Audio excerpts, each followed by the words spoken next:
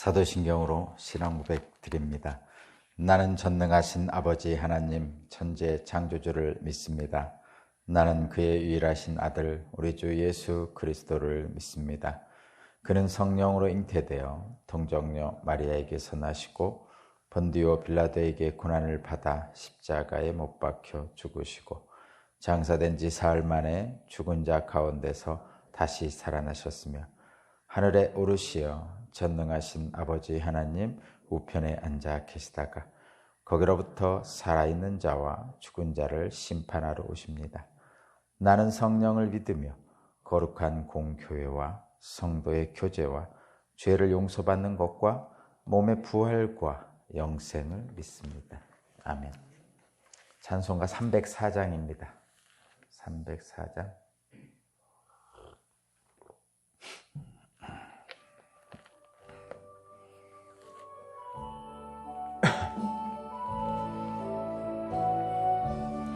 그 크신 하나님의 사랑 말로 다 영영 못하네. 저 높고 높은 별을 넘어 이 낮고 낮은 땅 위에 죄범한 영혼 구하려 그 아들 보내사 화목제물 삼으시고 죄 용서하셨네. 하나님 크신 사랑은 측량다 못하네. 영원히 변치 않는 사랑 성도여 찬양하세. 괴로운 시절 지나가고 땅 위에 영화세할 때 주 믿지 않던 영혼들은 큰 소리 외쳐 울어도 주 믿는 성도들에게 큰 사랑 베푸사 우리의 죄 사했으니 그 은혜 잊을까. 하나님 크신 사랑은 측량다 못하네. 영원히 변치 않는 사랑 성도여 찬양하세. 하늘을 두루마리 삼고 바다를 먹물 삼아도 한없는 하나님의 사랑 다 기록할 수 없겠네. 하나님의 크신 사랑 그 어찌 닿았을까. 저 하늘 높이 쌓아도 채우지 못하리. 하나님 크신 사랑은 측량다 못하네.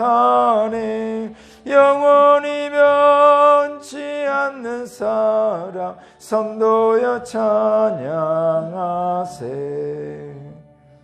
아멘. 아멘. 오늘 신 하나님 말씀은 마태복음 18장 21절에서 35절입니다.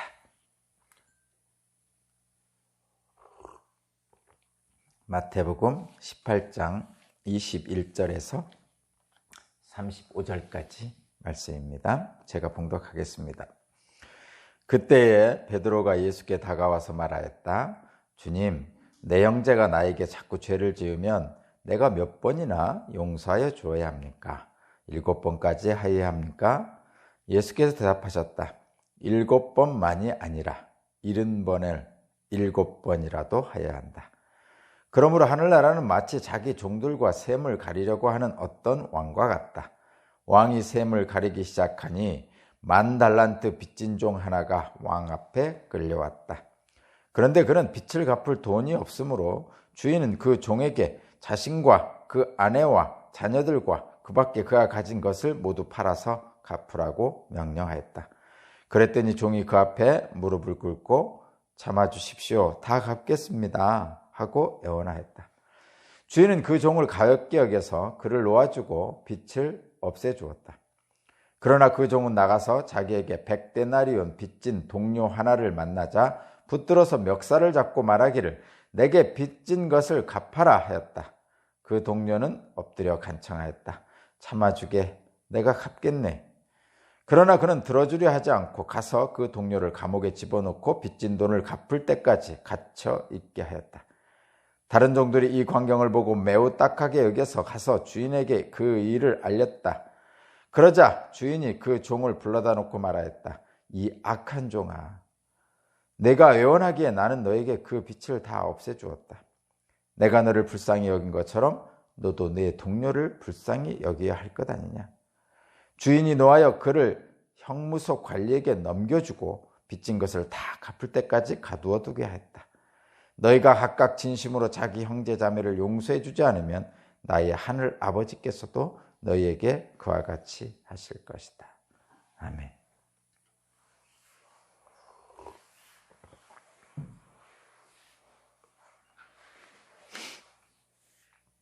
네, 오늘 말씀의 제목은 용서를 받았으니 너희도 용서하라 라는 말씀의 제목입니다.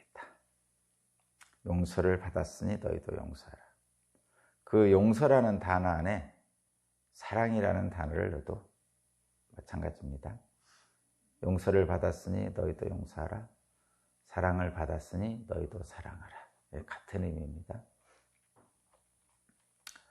오늘 본문의 핵심 구절은 33절이죠. 33절.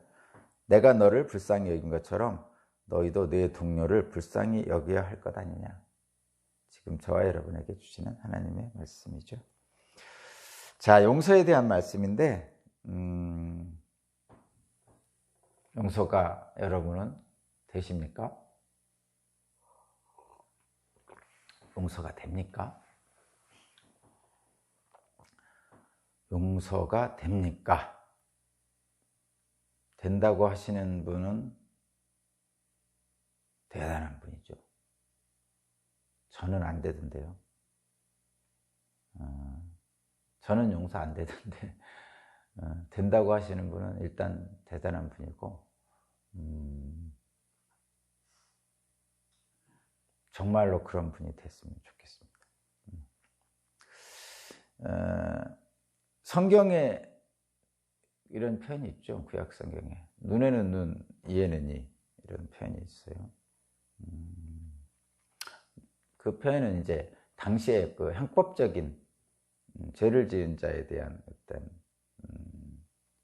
형벌을 주는 그런 말씀이라고 그랬어요. 눈에는 눈, 이에는 이.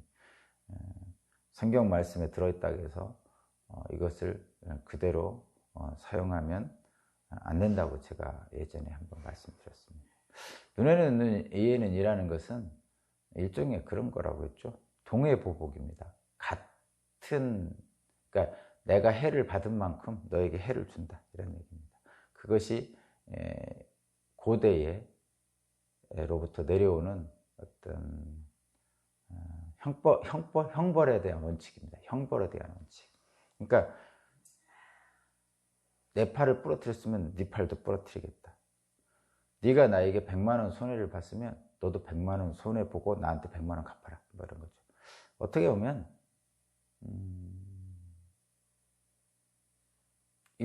어떻게 보면 합리적인 거예요. 사실 이런 거 생각해 보세요.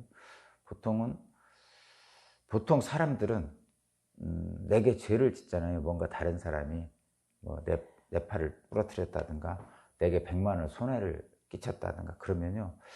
내가 100만 원 손해 끼친 손해를 내가 100만 원 손해 보면 상대방은 내게 100만 원을 손해 끼쳤다고 생각하는 것보다 적게 손해 끼쳤다고 생각하고요.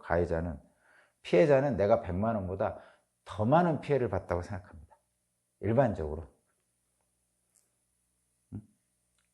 그러니까 내가 나의 팔을 부러뜨렸어요. 도둑질 해가든지 팔을 부러뜨리냐 했어요. 그러면 가해자는 최소한으로 자꾸 말하려고 그러고 피해자는 최대한 피해를 봤다고 얘기하려는 거죠. 그것이 인간의 모습입니다. 뭐 이해하시겠죠? 그래서 형법적으로 그 눈에는 눈, 이에는 이라는 것처럼 형법의 판단을 내릴 때 어떻게 하냐면 정말 객관적으로 피해 본 만큼 상대방에게도 피해를 끼치는 거예요. 그런 의미에서 100만 원 손해봤다고 객관적으로 나오면 100만 원 갚으면 되는 거죠. 팔을 부러뜨렸으면 네 팔도 똑같이 부러뜨리면 되는 거죠. 사실 이것이 어떻게 보면 형벌의 가장 대원칙입니다. 피해자는 자기가 더 많이 피해봤다고 생각하고요. 가해자는 그보다 덜 피해를 줬다고 생각하기 때문에 그 둘 사이에 중재자인 옛날의 왕이나 요즘의 판사들은 그 중간을 놓는 거죠. 그래서 요즘도 재판할 때 그러잖아요. 피해자 편인 변호사는 너무나 많은 피해를 받았다고 그러고 그러니까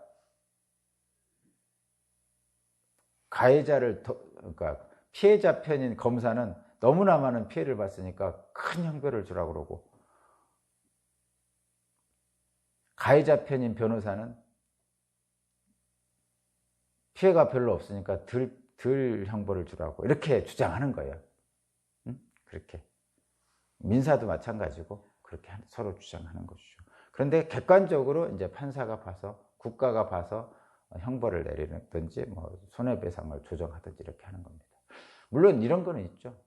100만 원 손해본 사람은 100만 원만 손해본 거만 있는 게 아니라 그 100만 원 손해보면서 가슴 아팠잖아요. 마음 아팠잖아요. 그러니까 플러스 알파 해가지고 좀 더 주죠. 이자적인 손해도 있고 한편으로는 위자료 같은 생각들. 팔이 부러진 사람은 팔 부러짐으로써 고통을 받았잖아요. 그리고 그것 플러스 팔 부러진 사람은 일도 못했을 거고 뭐 이런 것도 여러 가지. 그래서 플러스 알파까지 하는 거죠. 그것이 동해보복론의 기본이에요. 그리고 그것은 어떻게 보면 가해자와 피해자 간의 가장 객관적이고 합리적인 원칙입니다. 근데 가만히 생각해 보면 100만 원 손해를 끼쳤어요. 그러면 100만 원 갚아주고 거기다 이자에다가 위자료까지 이렇게 플러스해서 주면 되는데 팔 부러뜨렸다고 해서 그 사람 팔을 또 동시에 부러뜨리는 것은 이건 좀 이상하잖아요. 아닌 것 같잖아요. 그래서 요즘은 그런 신체형은 사라졌어요. 신체형이라는 건 나 팔을 부러뜨리니까 너도 똑같이 팔 부러뜨려. 이게 옛날에 있었거든요. 근데 요즘은 그건 없어진 거죠. 뭔가 모르지만 좀 아닌 것 같은 생각이 든 거죠. 사람들 생각이. 그래서 물질적인 보상은 당연히 그렇게 하는 거죠. 물질적인 배상과 보상은 하는 거죠. 그거는 어떤 인간적인 어떤 생각에도 괜찮은 것 같으니까. 오히려 신체적인 피해도 그래서 물질적으로 재산으로 대신 손해를 배상하는 경우가 생기는 거죠. 그리고 국가에서 특별히 관리해서 또 형벌권을 가지고 이제 감옥에 보낸다는가 이렇게 어떤 인신 구속을 통해서 그 사람이 형벌을 행합니다. 그것이 그것이죠. 근데 그 피해자 입장에서 보면 요즘 피해자에 대한 얘기가 많이 있잖아요. 2차 가해니 이런 얘기도 많이 있고 그렇잖아요. 근데 피해자 입장에서 보면요. 자, 형법적으로 한번 생각해 보세요. 죄를 지은 자가 자기 형량을 다 마쳤어요. 그러니까 판사가 너는 10년형을 받는 게 마땅해. 중범죄니까. 그러고 10년형을 딱 해서 감옥에 10년 살았어요. 그리고 나서 나왔어요. 그러면 원래 형법적으로는 그 사람의 죄를 다 갚고 나온 거죠. 실제로는. 그 형법적으로는. 국가는 너는 죄값을 다 치렀어. 이렇게 얘기하는 거죠. 10년형을 받고 10년을 감옥에 살다가 나왔어요. 그러면 10년 동안 감옥에 사는 것으로 네 죄값을 다 갚았어. 이렇게 한 거거든요. 그런데 여러분, 죄 지은 자가 10년 형량을 받고 10년을 마치고 출소했어요. 그러면 그 당한 사람 입장에서는 만족할 수 없잖아요. 당한 사람 입장에서는 만족할 수 없단 말이죠. 내가 당한 억울감과 분노가 사라지지 않습니다. 실제로 그 아동 성폭행범, 조두순 사건 같은 거 그렇잖아요. 난리 났었잖아요. 그런 겁니다. 여러분 잘 보세요. 지금 제 제목이 제가 먼저 시작한 게 그거예요. 용서에 대한 말인데, 용서가 됩니까? 라는 질문에 제가 지금 장황하게 얘기를 한 겁니다. 내가 당한 억울감과 분노가 사라집니까? 안 사라지던데요, 저는. 그 싸움을 할 때, 다툼을 할 때, 실제로 어릴 때, 초등학생, 중학생 이럴 때 주먹 다짐을 할 때 상대방이 내가 진짜 억울하게 해서 나를 한 대 때렸어요. 어딘가에 때렸어. 그러면요, 나도 같이 때리죠. 보통 애들은 그렇게 싸우죠. 저도 많이는 안 했지만 어쨌든 그렇게 다투고 싸움질하고 했습니다. 초등학교, 고등학교 이렇게 돼서는 안 했지만. 근데 그때 이제 이놈 너 나 때렸어? 그럼 나도 너 때릴 거야. 하면서 이렇게 싸움질 하잖아요. 다툼을 합니다. 그때 내가 맞으면요, 상대방에게 한 대를 때리는 게 아니라 2대, 3대를 때립니다. 그게 사람의 마음이에요.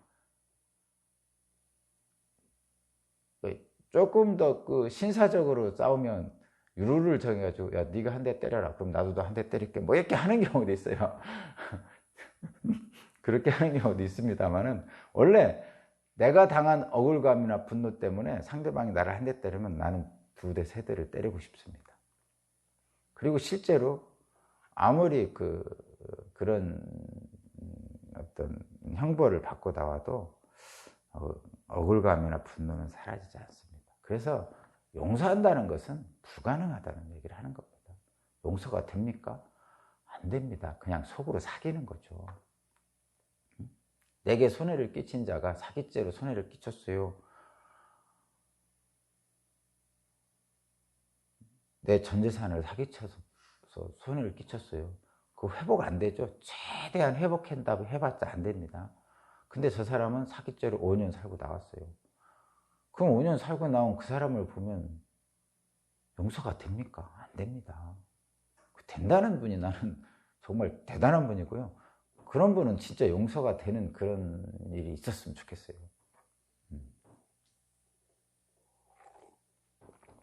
그런데 왜 성경은 자꾸 용서하라고 그럽니까?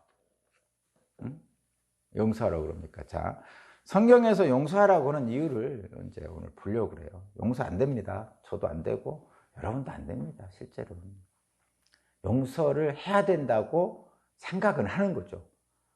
용서해야 되는데 하지만 안 됩니다.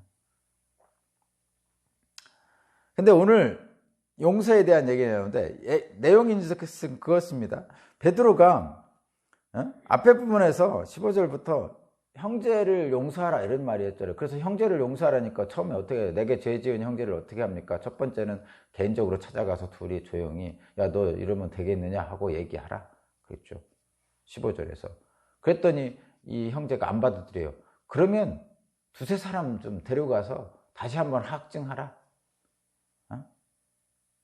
그랬더니 또 안 받아들여. 그러면 너희 그 공동체, 교회 공동체든지 마을 공동체든지 그 어른들, 장로들, 어른들에게 판단을 받아봐라. 그렇게 한 거죠. 근데 그렇게도 안 받아들여. 그러면 이방인처럼 취급하라. 이렇게 얘기했죠. 근데 이 말씀이 제가 어제 여러분에게 했지만 이 말씀은 결과적으로는 사랑하라는 말씀이라고 제가 결론을 쳤어요. 이방인처럼 취급하라. 땅에서도 매면 하늘에서 매고 하늘에서도 땅에서 풀면 하늘에서도 풀린다. 이 말씀을 지금 하시는 것은 이 맨다는 것이 상대방을 저주한다든가 이런 말이 아니라는 거예요.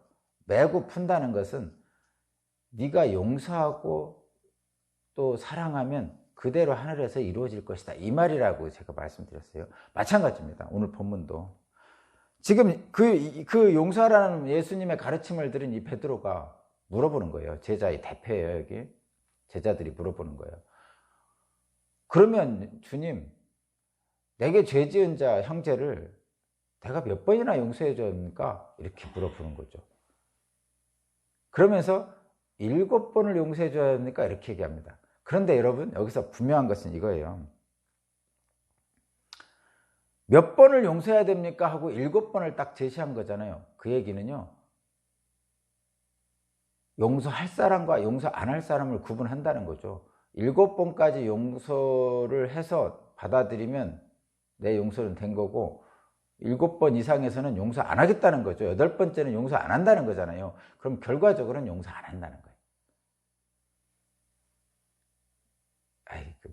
근데 이 예수님의 가르침, 용서에 대한 가르침을 들은 이 베드로는 지금 그래도 대단한 거죠. 왜냐하면 저희들이 일반적으로 생각할 때 한 번은 용서할 수 있어. 우리 애들 야단칠 때 한번 생각해 보세요. 애들이 뭔가 잘못했어. 한 번은 용서할 수 있어. 근데 두 번째 또 하네? 야, 너 아까 용서했는데 또 그러냐? 너 한 번만 더 하면 진짜 그냥 안 둬? 그랬는데도 애가 또 한 번 더 합니다. 그럼 3번이에요. 너 3, 4번이다. 너 이번이 마지막이야. 그러고 3번까지는 사실 용서가 되는데 4번째 하잖아요. 그때는 엄마가 막 숨기를 나죠. 그때부터는 막 야단 나는 거죠. 그게 보통 일반적이에요. 용서를 한다는 사람의 마음 상태가. 보통 그렇습니다. 근데 7번이라고 제시한 이 베드로는 그래도 예수님에게 용서의 가르침을 받은 제자로서 7번이라고 제시하는 것은 대단한 거죠. 베드로 스스로도 보통은 한 3번 정도는 용서할 수 있는데 우리는 예수님의 가르침을 받은 제자니까 7번 하면 되겠습니까? 뭐 이렇게 물어보는 거예요. 한마디로 얘기하면. 세상에서는 한 2-3번 용서하는데 우리는 예수님 제자니까 가르침을 받았으니까 우리는 한 7번 하면 그 정도면 되겠습니까? 뭐 이렇게 얘기하는 거죠. 우리도 마찬가지죠. 기독교인들은 일반 사람들보다, 믿지 않는 사람들보다 어떤 윤리 도덕적으로 더 어떤 우위를 가져야 되잖아요. 그러니까 일반 사람들은 2-3번 용서할 때 우리는 한 7번 용서하면 기독교인으로서 충분한 것처럼 느껴집니다. 그런데 예수님은 그렇지 않다고 하시죠. 2-3번 용서하는 믿지 않는 사람이나 7번 용서하는 기독교인이나 다 그놈이 그놈이라는 얘기입니다. 오늘 본문의 결론은 그거예요. 야, 2-3번 용서하는 일반 사람이나 7번 용서하면 됩니까? 라고 묻는 베드로 기독교인이나 그놈이 그놈이다. 50보 100보다 이런 얘기입니다. 그렇게 하지 말라는 거죠. 그러면서 뭐라 그래요? 70번에 7번까지 하라는 얘기죠. 70번에 7번은 뭐예요? 무한히 하라는 거죠. 70번에 7번이면 77이 49, 490번이라니까요. 490번을 용서하면 무한히 용서하는 거죠, 인간이. 제한하지 말고 용서하라는 얘기입니다, 예수님이. 그러니까 용서의 횟수를 7번이니 3번이니 이렇게 정하는 것은, 제한하는 것 자체가 이미 용서하지 않겠다는 의미가 들어가 있다는 거예요. 그러니까 그렇게 하지 말고 제한 말고 용서하라, 이런 뜻입니다. 이 제한 말고 용서하라는 얘기는 뭐죠? 이미 마음으로 용서하라는 얘기죠. 제한 말고 용서하라는 건 마음으로. 근데 제가 거듭 말씀드리지만 마음으로 용서가 안 된다니까요, 여러분. 네가 나 한 대 때리면 내가 2대, 3대 때리고 싶은 게 인간 욕망이고요. 용서가 안 됩니다. 근데 예수님은 7번에 70번, 70번에 7번까지 제한 없이 용서하라. 이 얘기는 무한히 용서하라. 그 얘기는 너의 마음속으로 용서하라, 이런 뜻입니다. 이렇게 말씀하시면서 무슨 예를 들었어요? 지금 빚진 자의 예를 들었어요. 자, 빚진 자의 첫 번째는 그거죠. 10,000달란트 빚졌어요. 10,000달란트는 엄청난 돈입니다. 우리가 상상할 수 없는 돈입니다. 그냥 간단하게 얘기하겠습니다. 수십조 원이에요. 수십조 원.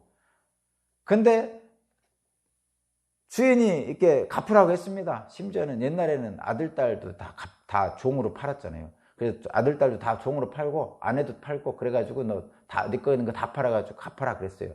그랬더니 이 종이 애원하는 거죠. 아닙니다. 잘못했습니다. 제가 열심히 일해서 갚겠습니다. 애원을 했어요. 그러니까 이 주인이 그 모습을 보면서 불쌍히 여긴 거죠. 그래서 그래 알았다 하면서 탕감을 해줬어요. 불쌍히 여기서. 그런데 이 종이 나가서 자기에게 빚진 동료 100달란트, 100데나리온, 100데나리온이면 만달란트, 엄청 그죠. 말하자면 만달란트가 수조 원이라면 이 100데나리온은 한 1000만 원, 2000만 원 정도 됩니다. 1데나리온이 하루 품삯이라고 생각하면요. 근데 그 동료가 애원했어요. 갚겠다. 내가 갚겠다. 그리고 똑같이 했는데 감옥에 가둬놨어요. 갚을 때까지 가둬놨어요. 그러니까 그것들을 본 주변에 있는 사람들이 너 수조원 탕감받은 사람이 너한테 1000만 원 빚졌다고 그걸 감옥에 가두냐? 그래가지고 그 사람들이 감옥에 갇힌 사람을 불쌍히 생각해가지고 그 주인한테 얘기를 했어요. 그러니까 주인이 그 만달란트 빚진 종을 데려왔죠. 그러면서 뭐라고 하죠? 이 악한 종아. 악하다는 건 이런 거예요. 우리가 악하다는 것은 그 마음이 악하잖아요. 잘 생각해 보면 자기는 수조 원을 탕감 받았는데 자기한테 1000만 원 빚진 자를 감옥에 가두는 거예요. 그러면 이게 악한 거죠. 이런 걸 악하다고 그러는 거예요. 근데요, 모든 인간은 다 이런 마음이에요. 자기는 탕감 받았으면서 다른 사람을 탕감해 주는 것이 어렵습니다. 실제로 내 코가 석자니까. 늘 내가 용서받은 것은 작다고 생각하고 남을 용서해 준 것은 크게 생각하는 거예요. 그게 인간입니다. 그게 악한 거죠. 근데 저와 여러분도 악해요, 실제로. 아니라고 그러시는 분 있는데 아니었으면 좋겠습니다. 어쨌든 그래가지고 이 악한 종을 감옥에 가뒀죠. 이 비유를 든 거예요. 그러니까 그러면서 말씀하신 게 그거예요. 내가 너를 불쌍히 여긴 것처럼 너도 내 동료를 불쌍히 여겨야 할 거 아니냐. 응? 그러면서 35절 너희가 각각 뒷집으로 자기 형제자매를 용서해 주지 않으면 나의 하나님 아버지께서도 너희에게 그와 같이 하실 것이다. 이렇게 말씀하시는 거죠. 자, 여기에서 결론적으로 이런 겁니다, 여러분. 오늘 말씀의 제목이 뭐랬죠? 용서받았으니 너희도 용서하랍니다. 용서받았으니 너희도 용서하라. 수조원 탕감받았으니 너에게 빚진 자, 1000만 원 빚진 자 탕감해줘라, 이런 얘기죠. 용서받았으니 너희도 용서하라. 그런데 제가 말씀드렸죠? 용서하기 어렵다니까요. 용서가 됩니까? 그래서 베드로가 용서 안 되니까 세상 사람들은 2-3번 용서한다는 우리는 7번까지라도 한번 해보겠습니다. 뭐 이렇게 얘기한 거죠. 용서 안 되는데. 근데 7번 한다는 말 자체도 용서가 안 된다는 말을 한 거예요. 8번째는 용서 안 하겠습니다, 이 뜻이거든요.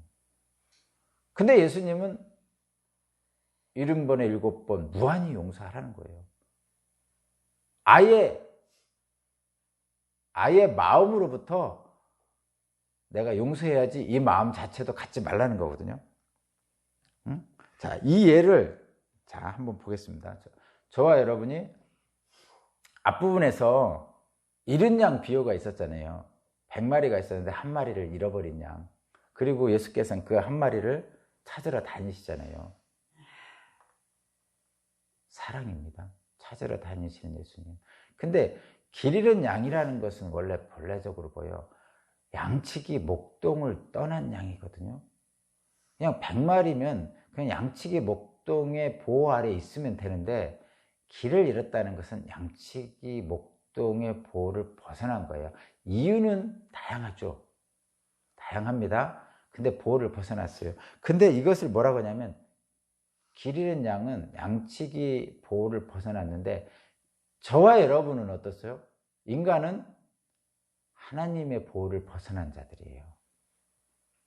그래서 저와 여러분들이 다 길 잃은 양입니다. 길 잃은 양이에요. 응? 아담은 선악을 알게 하는 나무 열매를 먹지 말라는 하나님 명령을 어기고 자기 마음대로 한 거죠. 그래서 하나님 낯을 피해 숨었어요. 하나님 보호를 벗어나는 거죠. 그랬더니 하나님께 찾으시죠. 뭐라고 찾으시죠? 아담아, 아담아, 내가 어디 있느냐 하고 찾으십니다. 자, 그랬고 이 땅에 내려왔어요. 아담과 하와가 쫓겨났어요. 그리고 아담과 하와의 아들이 태어났죠. 가인과 아벨이죠. 그때 가인은 아벨을 시기해서 쳐 죽이고 숨었습니다. 그때 하나님께서 또 가인을 찾으세요. 뭐라고 찾으시죠? 가인아, 가인아, 어디 있느냐? 네 아우가 어디 있느냐? 이렇게 물어보죠.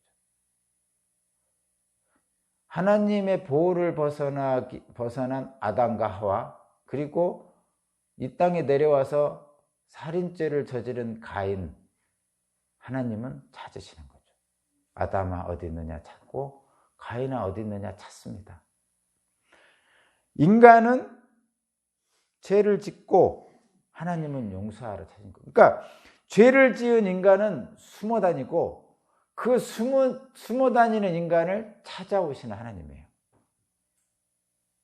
아담아 내가 어디 있느냐? 가인아 내가 어디 있느냐? 내 아우는 어디 있느냐? 인간은 죄를 짓고 그 죄 지은 인간을 찾아오시는 하나님입니다. 인간은 죄를 짓고 하나님은 용서하시는 거죠. 자, 여러분 다시 한번. 죄를 지은 인간은 죄를 짓고 하나님 보호를 벗어나고 하나님은 그 죄를 지은 인간을 찾아오시는 거예요. 인간은 죄를 짓고 하나님은 용서하시죠. 이게 뭐예요? 한마디로 하면 이게 뭐죠? 사랑입니다. 이거 사랑. 사랑입니다. 응? 사랑입니다, 이게. 그러니까 인간들은 죄를 짓습니다. 그럼에도 불구하고 하나님은 70번에 7번까지 용서하시죠. 무한히 용서하십니다. 무한히 용서하시요. 이 무한히 용서라는 것은 마음으로 용서하는 거예요. 근데 이 마음으로 용서한다는 것은 어떤 때 가능하냐? 사랑할 때 가능한 거예요. 사랑하면 가능해요. 내가 용서해야지 그러면 용서가 안 돼요. 그냥 그 사람을 사랑하면 됩니다.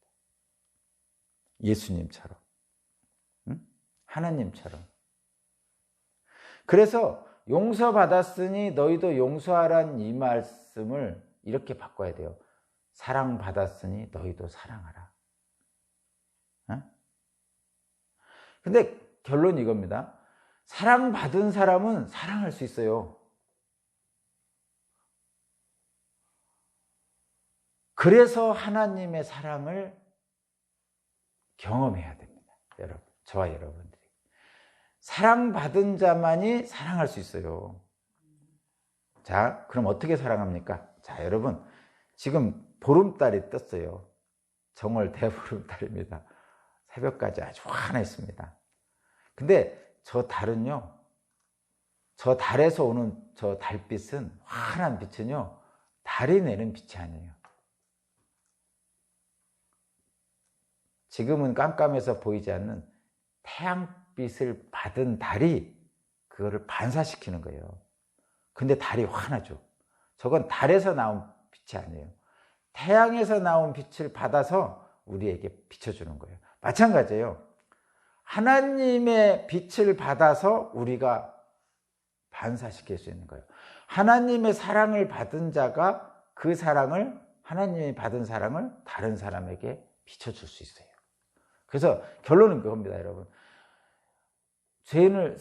누구를 용서해야 됩니다. 용서하고 싶어요. 저도 용서하고 싶고요. 근데 용서가 됩니까? 우리 스스로는 용서가 안 됩니다. 그래서 어떤 힘으로 용서해야 되냐? 하나님의 힘으로 용서할 수 있어요. 근데 어떤 힘이냐? 하나님이 어떤 힘이냐? 하나님이 나를 사랑했다는 그 사랑을 받으면 상대방을 용서할 수 있어요. 어떻게? 70번에 7번 무한히.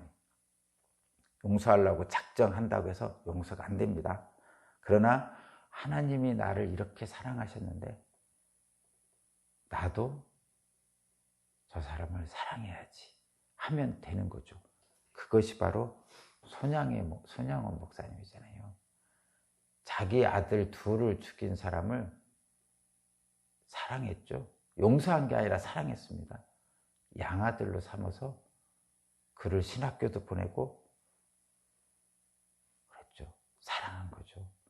그래서 사랑의 원자탄이라고 표현하잖아요. 자, 저와 여러분은 용서하기 어렵습니다. 그러나 사랑하면 용서가 가능하죠. 근데 어떻게 사랑해야 되냐고요? 하나님의 사랑을 여러분이 받아야 돼요. 저와 여러분.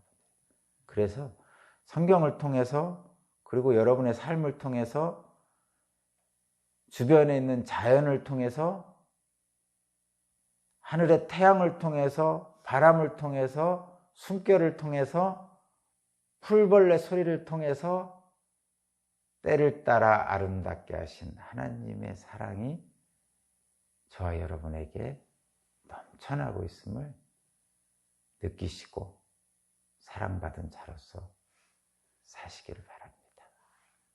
기도드리겠습니다. 은혜와 자비가 풍성하신 하나님 감사합니다. 사랑받았으니 사랑하겠습니다. 예수 그리스도 이름으로 기도합니다.